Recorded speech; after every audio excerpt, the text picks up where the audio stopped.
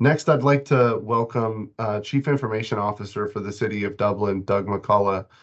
Doug, you've got a really big project to talk about today, don't you? I sure do.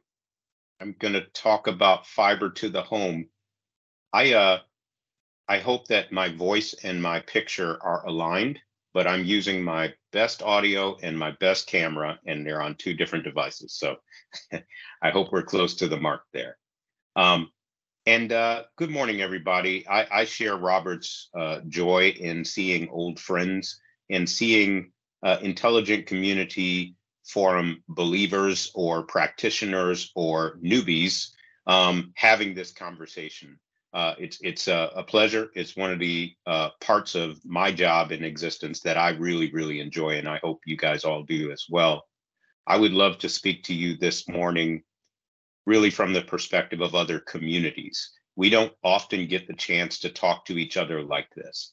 The City of Dublin has a fiber to the home project that I'm going to speak about, but I want to highlight that often we are speaking to residents, we are speaking to council members, we are speaking to industry representatives and service providers. We're speaking to a lot of different folks trying to talk about the value and importance of our programs, but it's rare that we have the opportunity to speak to each other. And so I hope you will consider this from the perspective of community to community speaking. And that's part of the great value of the Intelligent Community Forum, I think. I think as part of the panel discussion in a little while, we're going to really talk about some parts of the fiber to the home. And so I'm just going to give you a high level baseline of what it is and those kinds of things. Many of you may have heard about it before, but at the end of the day, the City of Dublin has had a fiber program in the Dublink program. It was conceived of for businesses and for economic development. It was there to attract businesses and to serve the interests of our economic development program, which is, to have a stable tax base, to have companies interested in locating in Dublin and to build up from that perspective. We always knew that, residents had an interest in fiber or an interest in consistent broadband, but it was not a part of our program up until this point. A number of different data points led us to agree across our city council, our residents, and our city administration that we really needed to jump into the game and do this. And so we have started that program. We did all the right things. We did a study. I do recommend you do a study. We have a council goal that says we want fiber to the home. We want broadband for residents specifically. And we did a public solicitation in that we did an RFP and we got bids back and responses, and we did all the things that you have to do. And we have selected a vendor that is Alta Fiber, who is going to partner with us to build a fiber to the home network that addresses 100% of Dublin residents, approaches, and it is accessible to 100% of Dublin residents. And so we're very excited about that project. It's going to take at least 3 years before some of those residents are lit, and probably 4 years till we get to the multifamily homes and those kinds of things. And there's a big fight ahead of us. There's construction here. The service provider industry has some legitimate questions about what are we doing and those things, and we're going to have to continue doing that. So our model is different from some other intelligent communities in Ohio, and we think that that's good, and we want to share some of that stuff with you. Now, that being the case, I just want to talk to you briefly about, kind of why are we doing this, and what are the impacts, and how can you maybe think about this? I'm talking to you from a CIO's perspective. My job in Dublin is to think about technology at a higher level and kind of look at the broad outlines of history and kind of what is happening and help the city have a strategy around that. So the first thing is equity. Broadband is a normalized part of life at this point, but broadband is not normalized in access, availability, affordability throughout our country, I would say. I know everyone here is not from the United States, so but we don't have that. That is a problem competitively, and it's for a number of reasons that come up later on. What I'm going to talk about, equity, not having equity is not just the right thing to do. It is an economic impediment. It is a friction. It is a problem to a well-functioning economy, education system, health system, transit system.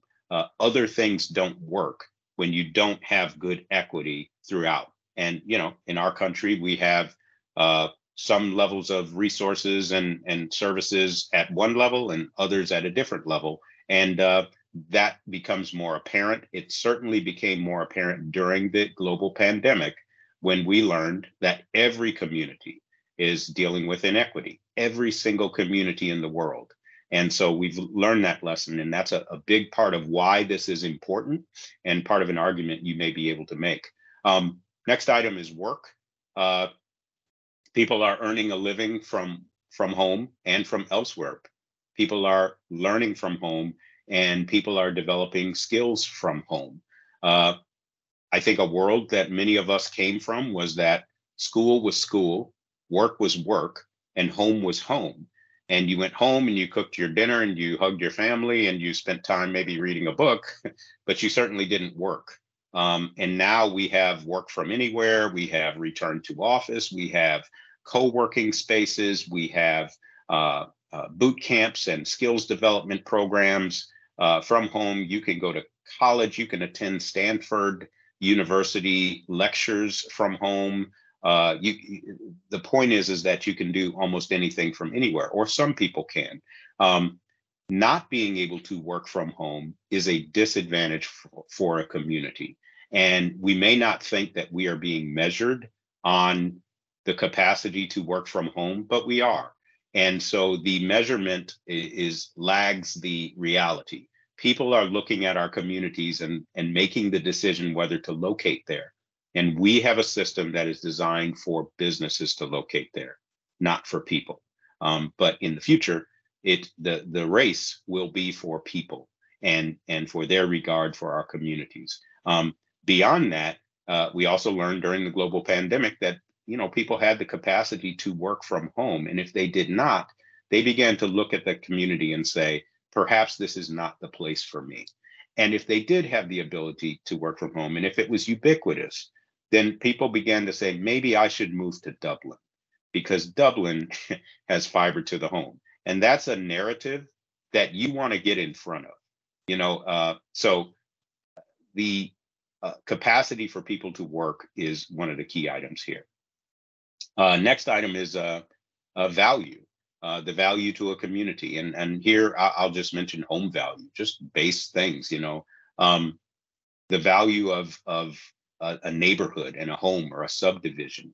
If you have fiber and everybody knows it, the value of that community goes up. That's dollars and cents. But beyond that community value, and we've had some internal conversations, and maybe you have too, that this is not unlike parks and trails and streams and amenities. A lot of times if you're a young family or a new person moving, you got a job in a community, and we have this in Columbus area all the time. You show up and you start looking around at different subdivisions and communities. And if you've got awesome running trails or multi-use trails, as Dublin does, you tend to attract people who are going to go and buy those houses. It's just an amenity and it adds value. We begin to see broadband and fiber specifically as one of those amenities that you as a community really need to be thinking about. And also school performance. I'm struck by something Robert said about this kind of cluster of intelligent communities we have in the Ohio area and the Midwest area that really for North America, outside of certain parts of Canada, you're starting to see some development. I have to think that some of the performance we're seeing in economic development throughout the region, not just in Dublin, is related to our Intelligent Community Forum work. So now receiving intel and having some of these large corporations choose to open big facilities here is kind of a big deal. So that being said, we believe that people perform better at school. And when school performance goes up, property values goes up. It's a virtuous circle. But if it goes in the wrong direction, it's a terrible circle and it spirals out of control. Ubiquity in connection. We need to begin or continue thinking about internet access everywhere all the time. People don't separate themselves into work, home, school, on the train, on the bus, in traffic, running, doing errands. They don't separate themselves into that. They are just themselves all the time, and they expect to be connected everywhere all the time. And having fiber to the home is a big part of that. And so that's something that's key in our thinking where this is concerned. And then I'll mention competitiveness.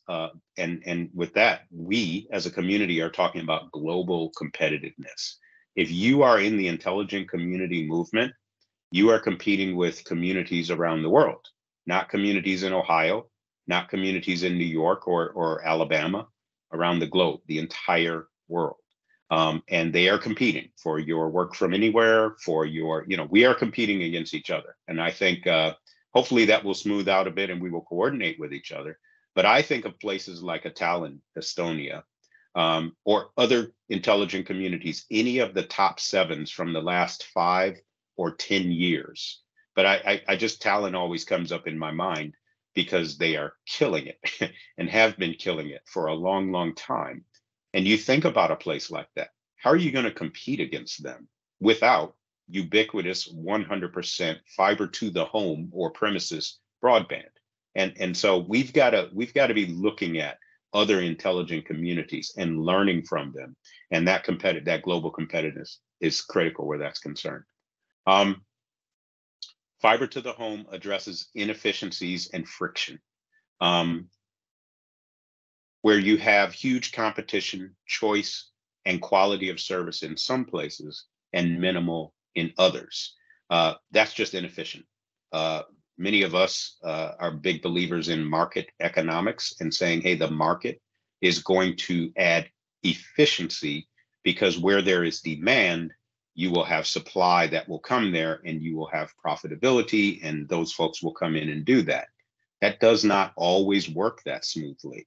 And when and where we have inefficiency, you've got to do something about it. And that's one of the things that we have. The market does not always, 100% of the time, address these imbalances. And technology advancement requires consistent resource availability. And this is kind of a big issue. We have waited for fiber level broadband 100% access to all residents. And it is not arriving. It is not arriving fast enough to keep up with technological advancement. And that's part of the issue. If we had time, we could wait more, but we don't. So speaking of technology advancement, I'm speaking about things like virtual reality. And in that family, you would include augmented reality, mixed reality, extended reality, the things with the goggles on your head, and those things are glasses or something like that. Those things chew up bandwidth. And we didn't have those before. And many of us would argue, do you even need to have virtual reality? And we would say, yeah, we're going to need it. Like, did we need social media? No, not at first. But then we needed it. All of a sudden, it is the way that you get your news and you live and you vote and all sorts of stuff that you have to figure out.